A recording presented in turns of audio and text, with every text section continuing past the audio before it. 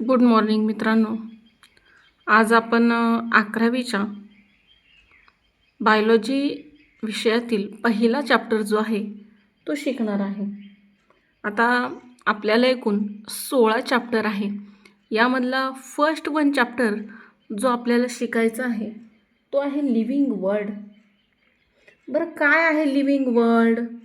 आता living non living म्हटलं की 6वीच्या विज्ञानापासून आपण हे शब्द ऐकतोय. मग आपल्याला फार काही नवीन वाटत नाही, पण यामध्ये जर पाहिलं तर बऱ्याच नवीन कन्सेप्ट ज्या आहेत ज्या आपल्याला शिकायला भेटतात, अनुभवायला भेटतात. आता लिव्हिंग वर्ल्ड म्हणजे तरी काय? आता हे जर वर्ल्ड घेतलं तर याच्यामध्ये living plus non living thing आपल्याला पाहायला भेटतात. मग लिव्हिंग म्हणजे काय? जो एका जागेवरून दुसऱ्या जागेवर जाऊ शकतो, ज्याची ग्रोथ होते, डेव्हलपमेंट होते. नॉन लिव्हिंग म्हणजे काय? Living forms. बरं, कोण येतं लिव्हिंग फॉर्म्समध्ये? तर लिव्हिंग फॉर्म्समध्ये प्लांट असतील, ॲनिमल्स असतील, इन्सेक्ट असतील, क्रेचर्स असतील, हे सगळे लिव्हिंग फॉर्म्समध्ये येतात. मग नॉन लिव्हिंगमध्ये एअर असेल, वॉटर असेल, सॉईल असेल, स्टोन असेल, हे सगळे नॉन लिव्हिंगमध्ये. Our earth crust is a made up of biotic and abiotic things असं आपण म्हणतो. और देर इज इमर्स और diverse variety of organism is occur in the earth crust. मग यामध्ये जर आपण पाहिलं तर लिव्हिंग प्लस नॉन लिव्हिंग थिंग्सने ही जी अर्थक्रस्ट आहे ही बनलेली आहे. मग यामध्ये जर पाहिलं तर various types of life form exist in a different types of geographical area or habitat. मग वेगवेगळ्या व्हरायटीचे प्राणी असतील, वनस्पती असतील, या पृथ्वीवर राहत असतात. आणि ते राहत असताना त्यांची जी राहण्याची जागा असते त्यालाच आपण काय म्हणतो? हॅबिटॅट असंही म्हणत असतो. बरं, काय बरं हॅबिटॅट? एक विशिष्ट राहण्याची जागा. बरं, आपली हॅबिटॅट काय आहे? आपण घरामध्ये राहतो म्हणून आपलं घर हे आपली हॅबिटॅट. त्यानंतर पक्ष्यांचं घरटं ही त्यांची हॅबिटॅट. हॅबिटॅट म्हणजे राहण्याची जागा. मग लाईव्ह फॉर्ममध्ये प्लांट असेल, ॲनिमल्स असेल, फंजाय, बॅक्टेरिया, हेही सर्व आपल्याला पाहायला भेटतात. आणि यालाच तर आपण म्हणत असतो बायोडायव्हर्सिटी. बरं, काय बरं बायोडायव्हर्सिटी म्हणजे काय? बायोस म्हणजे लाईफ आणि डायव्हर्सिटी म्हणजे काय? विविधता, वेगळेपण असे आपण म्हणत असतो. It refer to the number of type of different organism present on the earth. मग वेगवेगळ्या प्रकारचे ऑर्गॅनिझम जे आहे ते आपल्याला ह्या अर्थक्रस्टवरती बघायला भेटतात आणि यालाच आपण काय म्हणतो? बायोडायव्हर्सिटी. मग लिव्हिंग ऑर्गॅनिझमच्या काय बरं कॅरेक्टरिस्टिक्स आपल्याला पाहायला भेटतात? मग त्यांच्यामध्ये आपल्याला ग्रोथ झालेली पाहायला भेटते. रिप्रोडक्शन असेल, मेटाबॉलिझम, सेल्युलर ऑर्गनायझेशन, कॉन्सियसनेस, या ज्या काही गोष्टी आहेत ना बाळांनो, या आपल्याला याच्यामध्ये पाहायला भेटतात.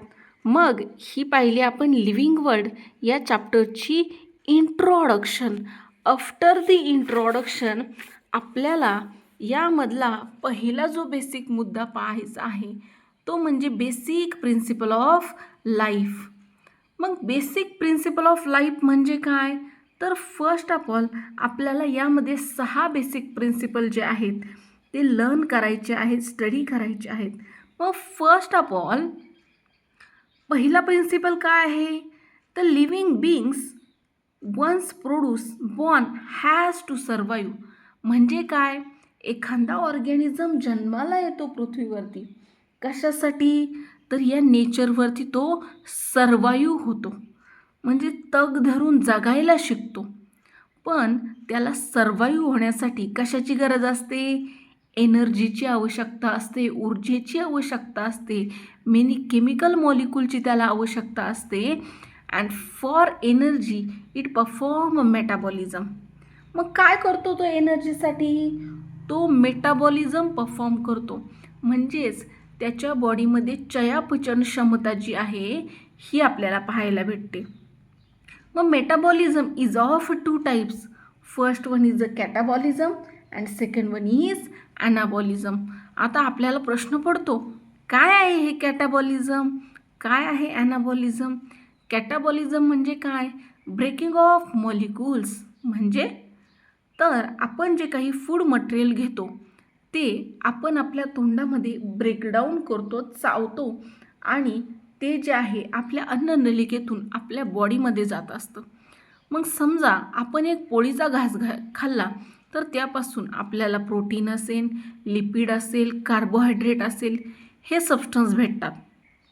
पण ते आपण मॅस्टिकेट करतो आणि त्याला ब्रेकडाऊन करतो आणि आफ्टर द ब्रेकडाऊन त्याच्यापासून आपल्याला प्रोटीन, लिपिड, कार्बोहायड्रेट ह्या युजफुल थिंग ज्या आहेत या आपल्याला भेटत असतात आणि न्यूवन मॉलिक्युल्स बनत असतात. यालाच तर आपण काय म्हणतो? ॲनाबॉलिझम. मग फर्स्ट वन आपण पाहिलं की एखादा ऑर्गॅनिझम जन्माला येतो आणि जन्माला आल्यानंतर तो काय होतो? सर्वाईव्ह करण्यासाठी मेटाबॉलिझम घडून आणतो. मग त्यानंतर सेकंड वन, त्याच्यामध्ये मेटाबॉलिझम झालं, तो आता सर्वाईव्ह करण्यास एबल ठरला. पण after the survival from the birth onward organism shows the tendency of growth and development. आता त्या ऑर्गॅनिझममध्ये एक टेंडन्सी आहे, क्षमता आहे. कोणती? त्याची ग्रोथ असेल, त्याची डेव्हलपमेंट असेल. And growth is occur in a well orchestrated process. मग ही ग्रोथ कशी घडते? एका ऑर्केस्ट्रेटेड प्रोसेसने. म्हणजेच काय? Step by step. मग एखादं लहान मूल जन्माला येतं, चालायला लागतं, बोलायला लागतं. मग या ज्या काही प्रोसेस आहे यालाच म्हणतात growth is occur in a well orchestrated process. आता ही ग्रोथ कशी असते?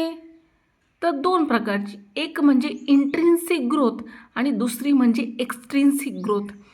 आता आपण एक एक्झाम्पल घेऊ. एक ह्युमन बिईंग घेऊ लिव्हिंग थिंग्समध्ये आणि नॉन लिव्हिंगमध्ये आपण हिमालयाचे एक्झाम्पल घेऊ. आता आपण म्हणतो की काही अंशी आपल्याला हिमालय पर्वताचीही ग्रोथ होते आणि ह्युमन बिईंगचीही ग्रोथ होते. पण ह्युमन बिईंग जो आहे हा इनसाईड ग्रोथ होते आणि हिमालय जो आहे हा एक पर्वत आहे, याची आपल्याला आउटसाईड ग्रोथ जी आहे ही आपल्याला पाहायला भेटते, ती काही इनर नाही. मग ही जी काही ग्रोथ आणि डेव्हलपमेंट आहे याला एक विशिष्ट टाईम स्पॅन, लिमिटेड टाईम स्पॅनची आवश्यकता असते. विशिष्ट वेळेनंतर, काही वर्षानंतर ही ग्रोथ होत असते. And at a certain time of the molecule, मग याच्यामध्ये जी आहे organism begin to lose their effective working. जशी जशी ग्रोथ आणि डेव्हलपमेंट होते तसा तसा तो जो ऑर्गॅनिझम आहे त्याची वर्किंग कॅपॅसिटी म्हणजे काम करण्याची क्षमता असेल, त्याचे ऑर्गन असतील, हे हळूहळू त्याची वर्किंग कॅपॅसिटी म्हणजे काम करण्याची क्षमता जी आहे ती कमी होत जाते and become old. And this process which is called as the ageing.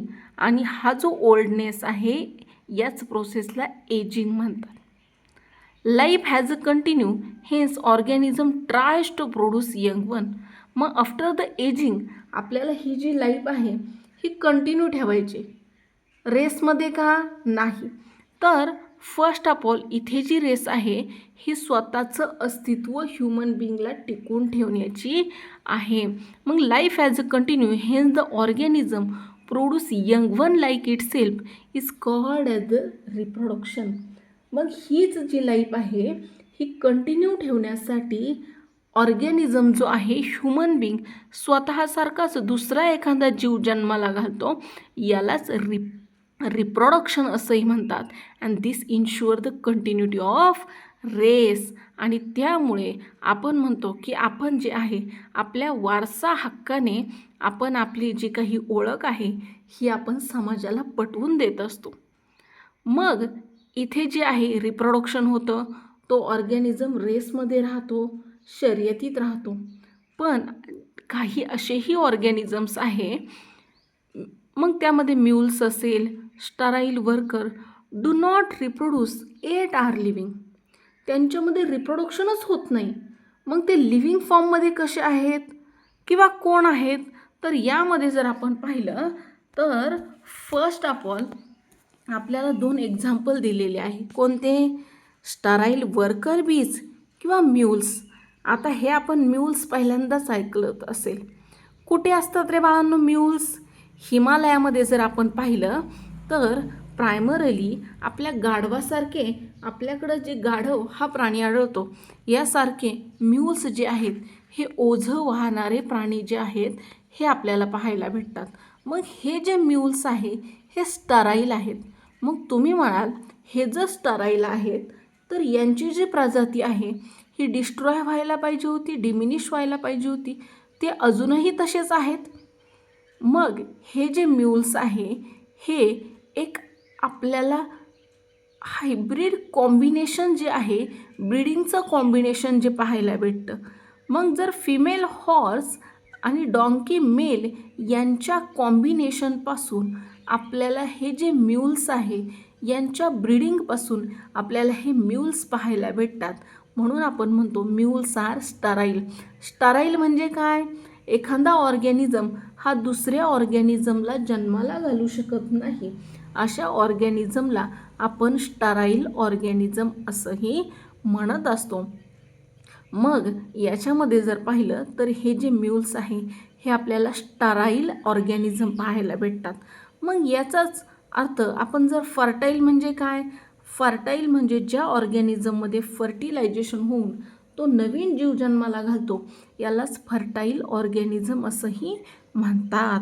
मग as the body loses is capacity to perform the metabolism the organism dies. मग एखादा जो ऑर्गॅनिझम आहे तो हळूहळू त्याची जी बॉडी आहे विच लुजेस इट्स कॅपॅसिटी, त्याची जी बॉडी आहे ही इतकी वीक होत जाते की ती कॅपॅसिटी लूज करते. कशाची? To perform the metabolism. म्हणजे चयापचन क्षमता ही त्याची कमी कमी कमी होत जाते आणि तो जो ऑर्गॅनिझम्स आहे तो काय होतो? डाय होतो. जर आपण आपल्या तुलनेत पाहिलं तर आपण जे आहे दिवसातून खूप वेळा आहार घेऊ शकतो, पण तेच जर एखाद्या एज पर्सनचं पाहिलं तर ती जी व्यक्ती आहे ही तिच्यामध्ये मेटाबॉलिझम रेट हळूहळू कमी होत जातो. मग ही जी आहे ही आपण पाहिली बेसिक प्रिन्सिपल ऑफ लाईफ्स. मग यामध्ये आणखी एक शेवटचं प्रिन्सिपल म्हणजे any living beings respond to thermal, chemical और biological changes surrounding to the unique property. This is the unique property of living being.